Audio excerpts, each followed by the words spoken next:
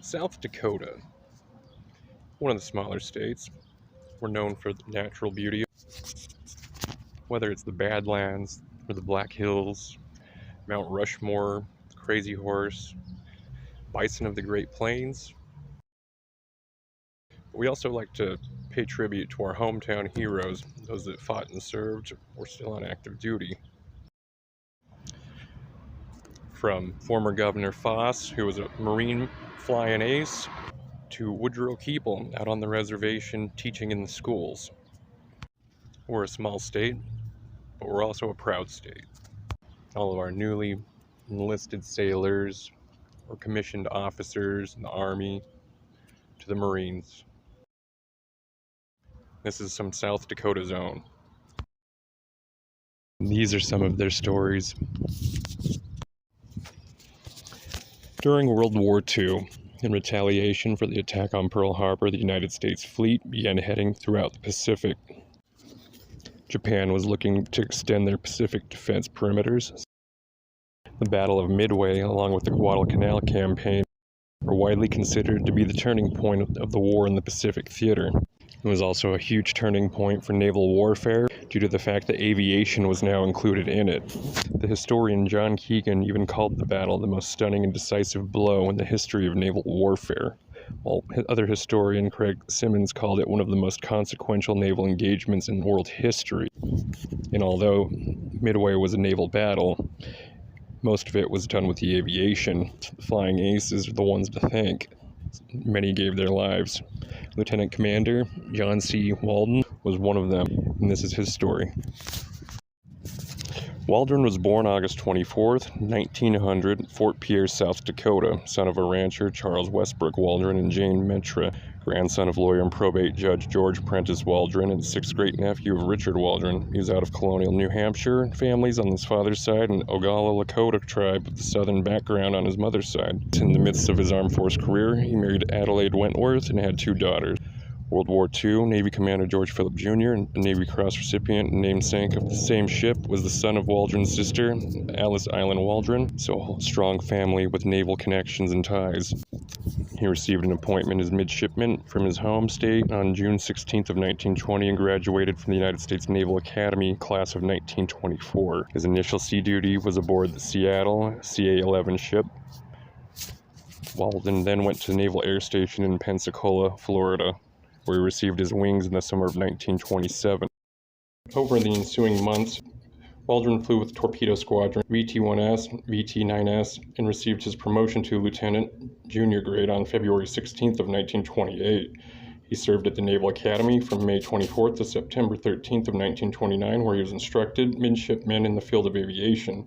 Then after duty as an instructor at the NSA Pensacola between October 19th and 29th in June of 1931. Waldron went to sea again, this time with Scouting Squadron 3B, baseboard Lexington CV-2, reporting for duty on July 1st of 1931.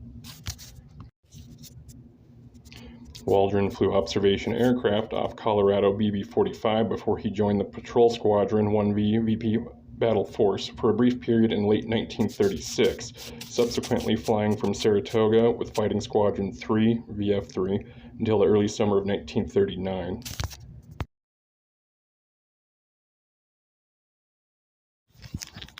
Waldron had then served 3 successive tours of shore duty, all involving flying, in the Naval Proving Ground at Dahlgren, Virginia. He was in the Bureau of Ordnance in Washington, D.C., and finally the 3rd Naval District, where he was appointed Naval Inspector of Ordnance at the plant for Carl L. Norden, Inc., the New York City makers of the famed Norden bomb site. Detached from that duty in 1941, Lieutenant Commander Waldron took command of the newly formed Torpedo Squadron 8, VT-8, part of the embryonic air group being assembled for the new fleet carrier, the Hornet, CV-8, at Newport News, Virginia.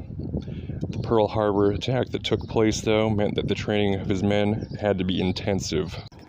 Torpedo 8 did not get a chance to practice its trade, however, until nearly 10 months after it had been commissioned at Norfolk. Too late to take part in the battle at the Coral Sea, it would receive its brutal baptism of fire at the turning point of the Pacific War, the Battle of Midway. June 4th, 1942, the USS Hornet slowly, when it left Pearl Harbor and headed towards Pacific. Destination was a rendezvous point known as Point Luck. On the eve of the battle, Commander Waldron called his men together and distributed a mimeographed plan of attack. He concluded by saying that if the worst came to worst, he wanted each man to do his utmost to destroy the enemy as much as possible. There's only one plane left to make a final run in, he told his men. I want that man to go in and get a hit. May God be with all of us. Good luck, happy landings, and give them all hell. The next day, June 4th, 15th, Douglas TBD-1 Devastators of VT-8 launched from Hornet's flight deck in search of the enemy before takeoff. Lieutenant Commander Waldron had a dispute with the Hornet's commander air group, Stanhope C. Ring, and the Hornet commanding officer Mark Mitscher about where the Japanese carriers would be found. Despite a contact report showing the Japanese southwest of Hornet, Mitscher and Ring ordered the flight to take course due west in hopes of spotting possible trailing group of carriers. Waldron argued for course based on contact report but was overruled. Once in the air, Waldron attempted to take control of the Hornet strike group by radio. Failing that, he soon split his squadron off and led his unit directly to the Japanese carrier group.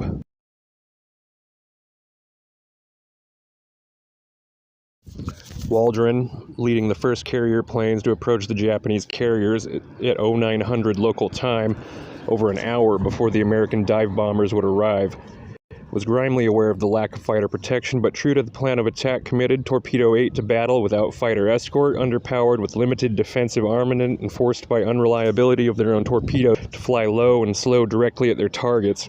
The Hornet torpedo planes received the undivided attention of the enemy's combat air patrol of the Mitsubishi Zero fighters. All 15 planes were shot down. Of the 30 men who set out that morning, only one, Ensign George H. Gay Jr., survived. Their sacrifice, however, had not been in vain. Torpedo 8 had forced the Japanese carriers to maneuver radically, delaying the launching of the planned airstrike against the American carrier. After further separate attacks by the remaining two torpedo squadrons over the next hour, Japanese fighter cover and air defense coordinations had become focused on low-altitude defense. This left the Japanese carriers exposed to the late-arriving SBD Dauntless dive bombers from Yorktown and the Enterprise, which attacked from high altitude. The dive bombers fatally damaged 3 of the 4 Japanese carriers, changing the course of the battle in the Pacific. Lieutenant Commander Waldron and the other 26 pilots of Torpedo Squadron 8, valorous actions had turned the tides of war.